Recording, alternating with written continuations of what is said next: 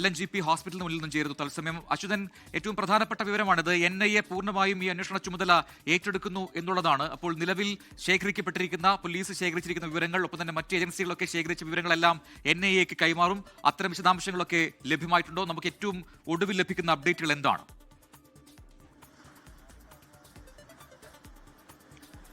പ്രജിൻ, നിലവിൽ ഈ ഡൽഹി ചെങ്കോട്ടയ്ക്ക് സമീപം നടന്നിരിക്കുന്ന സ്ഫോടനത്തിന്റെ സ്വഭാവം വ്യക്തമായതോടുകൂടിയാണ് ഇപ്പോൾ ഈ കേസ് NIAക്ക് കൈമാറാനുള്ള തീരുമാനം കേന്ദ്ര ആഭ്യന്തര മന്ത്രാലയം സ്വീകരിച്ചിരിക്കുന്നത്. ഇന്ന് രാവിലെയായിരുന്നു കേന്ദ്ര ആഭ്യന്തരമന്ത്രി അമിത്ഷായുടെ നേതൃത്വത്തിൽ ഉന്നതതല യോഗം ചേർന്നത്. അതിൽ NIAയുടെ DG ഉൾപ്പെടെയുള്ള മുതിർന്ന ഉദ്യോഗസ്ഥരായിരുന്നു ആ യോഗത്തിന്റെ ഭാഗമായത്. ആ യോഗത്തിന് ശേഷം എന്താണ് ഈ സ്ഫോടനം സംബന്ധിച്ചുള്ള പ്രാഥമികമായിട്ടുള്ള കണ്ടെത്തലുകൾ, വിലയിരുത്തലുകൾ, ഇതെല്ലാം തന്നെ കേന്ദ്ര ആഭ്യന്തര മന്ത്രിയെ അറിയിക്കുകയുണ്ടായി. തൊട്ടു പിന്നാലെയാണ് ആഭ്യന്തര മന്ത്രാലയം ഈ സ്ഫോടന കേസ് ഇപ്പോൾ NIAക്ക് കൈമാറിയിരിക്കുന്നത്. അങ്ങനെ വരുമ്പോൾ സ്വാഭാവികമായും സ്ഫോടനത്തിന്റെ സ്വഭാവം, അതിനൊരു ഭീകരബന്ധമുണ്ട് എന്ന് തന്നെയായിരിക്കും, ആ ദിശയിൽ തന്നെയായിരിക്കും വിരൽ ചൂണ്ടുക. കാരണം ഭീകരബന്ധമുള്ള, ഭീകരവാദ പ്രവർത്തനങ്ങളുമായി ബന്ധപ്പെട്ടിട്ടുള്ള കേസുകളാണ് NIA അന്വേഷിക്കുന്നത്. അതിനായി തന്നെയാണ് NIA രൂപീകരിച്ചിരിക്കുന്നതും.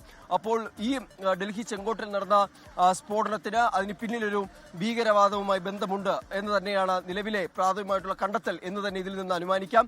ഒപ്പം തന്നെ മറ്റു ചില കണ്ടെത്തലുകൾ അന്വേഷണ ഏജൻസികൾ നടത്തുന്നുണ്ട്. അതിൽ ഏറ്റവും പ്രധാനപ്പെട്ടത് അന്വേഷണം അറസ്റ്റിലായിട്ടുള്ള വനിതാ ഡോക്ടർ ഷഹീൻ ഷാഹിദിനെ കേന്ദ്രീകരിച്ചാണ് എന്നതാണ് ഈ മണിക്കൂറിൽ ലഭിക്കുന്ന ഏറ്റവും പുതിയ വിവരം. കാരണം ഇവർക്ക് മുസാമിൽ, ആദിൽ, ഉമർ എന്നിവരുമായി അടുത്ത ബന്ധം പുലർത്തിയിരുന്നു. അതിന്റെ രേഖകൾ അന്വേഷണ ഏജൻസികൾ കണ്ടെടുത്തിട്ടുണ്ട് എന്ന് പറയുന്നുണ്ട്.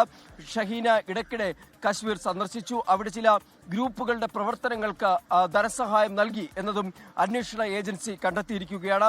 ഫരീദാബാദിൽ നിന്ന് ഈ ആയുധങ്ങളും സ്ഫോടക വസ്തുക്കളും കണ്ടെടുത്തതിൽ ഒരു കാറ്, അത് ഈ ഷഹീന്റെ പേരിലുള്ളതാണ് എന്നും അന്വേഷണ ഏജൻസി ഇതുമായി ബന്ധപ്പെട്ട് വെളിപ്പെടുത്തുന്നുണ്ട്.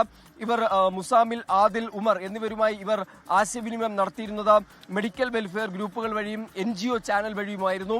ജോലി, പ്രൊഫഷനാണ് ഇവർ മറയാക്കിയത്, ഭീകരവാദ ബന്ധം പുറത്തു വരാതിരിക്കാൻ മറയാക്കിയത് എന്നാണ് അന്വേഷണ ഏജൻസികൾ ഇതുമായി ബന്ധപ്പെട്ട് അറിയിക്കുന്നത്. ആ ഒരു പശ്ചാത്തലത്തിലാണ് അൽ ഫലാഖ് സർവകലാശാലയിൽ ഡൽഹി പോലീസിന്റെ പ്രത്യേക സംഘം, ജമ്മു കാശ്മീർ പോലീസിന്റെ പ്രത്യേക സംഘം സംയുക്തമായി ചേർന്നുകൊണ്ടൊരു പരിശോധന ഇപ്പോൾ അവിടെ തുടരുന്നത്. സംശയാസ്പദമായി പലരെയും കസ്റ്റഡിയിലെടുത്തിപ്പോൾ ചോദ്യം ചെയ്തിട്ടുണ്ട് എന്നുകൂടി അറിയിക്കുന്നുണ്ട്.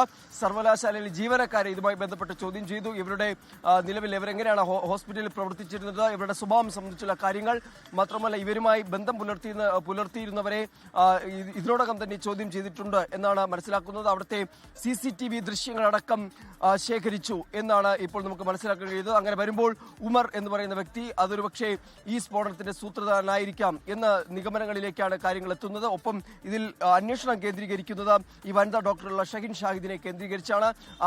ഈ ഷഹീൻ ഷാഹിദാണ് ഈ മൂവരുമായി അടുത്ത ബന്ധം പുലർത്തി ഈ സർവകലാശാലയെ ഇതിനായിട്ടുള്ള ഈ റിക്രൂട്ട്മെന്റിനടക്കമുള്ള കേന്ദ്രമാക്കി മാറ്റുള്ള ശ്രമങ്ങൾ നടത്തിയെന്ന ചില കണ്ടെത്തലുകൾ അന്വേഷണ ഏജൻസികൾ ഇതിനോടകം തന്നെ കൈമാറുന്നത്.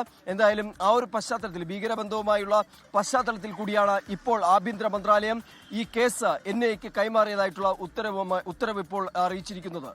യെസ്, വളരെ പ്രധാനപ്പെട്ട വിവരമാണ് ഇപ്പോൾ അച്യുതൻ പങ്കുവച്ചത്. പൂർണ്ണമായും ഈ അന്വേഷണം അത് NIAക്ക് കൈമാറിയിരിക്കുകയാണ്. ഇപ്പോൾ NIA, ഒപ്പം തന്നെ ഫോറൻസിക് വിദഗ്ധർ, ഇവരാണ് ഇപ്പോൾ അവിടെ പരിശോധന നടത്തുന്നത്. ലോകത്തെവിടെയായാലും ഏത് സമയത്തും 24 വാർത്തകളും ഓഗ്മെന്റഡ് റിയാലിറ്റി പാക്കേജുകളും എക്സ്പ്ലെയിനറുകളും വിശദമായി കാണാൻ ഞങ്ങളുടെ YouTube ചാനൽ നിങ്ങൾക്ക് സബ്സ്ക്രൈബ് ചെയ്യാം.